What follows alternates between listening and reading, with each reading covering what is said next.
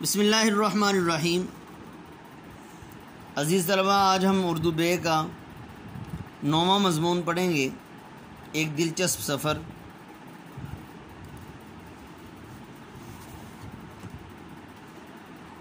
دیکھیں، ریڈنگ کرتے ہیں ہم اس کی مضمون کی۔ مجھے اسلام آباد جانا تھا، گھر سے چلا، اسٹیشن پر پہنچا، ٹکٹ خریدا اور گاڑی کے انتظار میں پلیٹ فارم پر ٹہلنے لگا۔ ٹہلتا جاتا تھا اور سوچتا جاتا تھا کہ جس کام کے لیے جا رہا ہوں اسے کس طرح نپٹانا ہے اور ریل کے آنے پر کیا کرنا ہے۔ میری طرح اور مسافر بھی خرامہ یعنی آہستہ آہستہ پلیٹ فارم کا طول و عرض ناپ رہے تھے۔ جوں گاڑی کے آنے کا وقت ہو رہا تھا، پلیٹ فارم پر ہجوم بڑھ رہا تھا۔ اس میں عورتیں بھی تھیں اور مرد بھی، بچے بھی اور بوڑھے بھی۔ معلوم ہوتا تھا پلیٹ فارم جاگ اٹھا ہے۔ گاڑی آئی، مسافر اترے بھی اور چڑھے بھی۔ میں ایک تیسرے درجے کے ڈبے میں سوار ہو گیا۔ گاڑی چل دی، مسافر آہستہ آہستہ ایک دوسرے سے شناسا ہونے لگے، واقفیت حاصل کرنے لگے، بے تکلفی سی پیدا ہونے لگی۔ راستے کی طوالت نے کئی طرح کی گفتگو پیدا کی۔ طوالت، لمبائی۔ آخر ایک بوڑھا بولا، یہ میری آپ بیتی ہے، سنیے۔ میرا گھر اسٹیشن اور شہر سے بہت دور ایک گاؤں میں ہے۔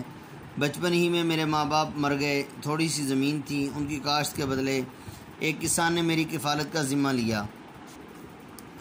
وقت گزرتا گیا، میں کھیلتا کودتا جوانی کے شیش محل میں داخل ہوا۔ ایک ہمسائے کی لڑکی جوان اور نیک تھی، اس سے شادی ہو گئی۔ میں نے ایک نوکر رکھ لیا، اس میں حقہ پینے کے سوا اور کوئی بری عادت نہ تھی۔ گیہوں پک گئے، ہم دونوں نے کاٹے اور کھلیان میں ڈھیر لگا دیا۔ میری بیوی شام کے وقت روٹی لائی اور ہم دونوں کھا کر وہیں سو رہے۔ ایک روز ایسا اتفاق ہوا کہ شام سے ذرا پہلے میرا ایک رشتہ دار آن پہنچا اور مجھے اپنے ساتھ دور اپنے گاؤں میں لے چلا۔ میں نے نوکر سے کہا، بیوی کھانا لائے گی تو اسے نہ بتانا اور کھانا رکھ لینا۔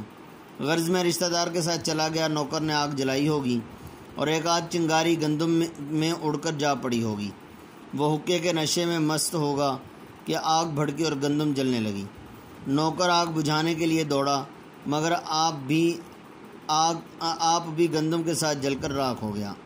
صبح ہوئی اور آگ کا چرچا ہوا تو بیوی آئی اور یہ سمجھ کر کہ میں جل گیا ہوں، روتی پیٹتی گھر چلی گئی۔ ایک ہفتہ گزر گیا، میں شام کے وقت گھر پہنچا۔ بیوی نے مجھے دیکھا تو چیخیں مارتی ہوئی بھاگی اور ادھر ادھر سے لوگ لاٹھیاں کلہاڑیاں لے کر نکل آئے، کیونکہ وہ مجھے بھوت سمجھتے تھے۔ میں بھاگا اور قبرستان میں جا کر چھپ گیا۔ اتفاق سے ایک جنازہ آیا۔ جب لوگوں نے مجھے دیکھا تو جنازہ چھوڑ کر بھاگ گئے۔ کھجوریں وغیرہ جو ساتھ لائے تھے وہیں رہ گئیں۔ میں نے مردے کو دفن کیا اور کھجوریں کھا کر شکر ادا کیا۔ 2 دن کے بعد پھر بھوک نے تنگ کیا تو قبرستان سے نکلا اور خربوزوں کے کھیت میں گھس کر خربوزے کھانے لگا۔ کھیت والے نے مجھے دیکھا تو شور مچاتا دوڑا۔ لٹھ بند لوگ گاؤں سے نکلے۔ میں بھاگا اور بھاگتا گیا اور اسی گاؤں میں جا پہنچا۔ وہاں رشتہ داروں کو ساری واردات سنائی، انہیں ساتھ لیا اور اپنے گاؤں آیا۔ ان لوگوں نے میری بیوی اور گاؤں کے لوگوں کو بتایا کہ کھلیان میں جلنے والا نوکر تھا اور میں رشتہ داروں کے ہاں گیا ہوا تھا۔ میں زندہ و سلامت ہوں، جل کر بھوت نہیں بنا۔ آخر گاؤں کے لوگ بھی سمجھ گئے اور میری بیوی کو بھی یقین آ گیا۔ جب جا کے میری جان بچی۔ لو، میرا اسٹیشن آ گیا۔ اس نے خدا حافظ کہا اور گاڑی سے اتر گیا۔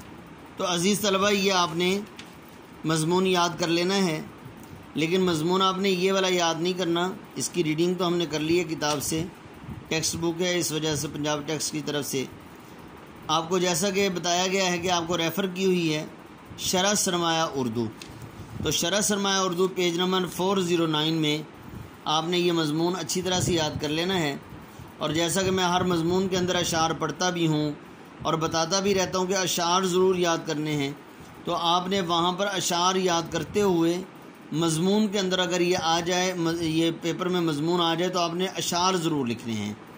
مضمون کو اچھی طرح سے اور اشعار کو بھی اچھی طرح سے یاد کر لینا ہے۔ السلام علیکم ورحمۃ اللہ وبرکاتہ۔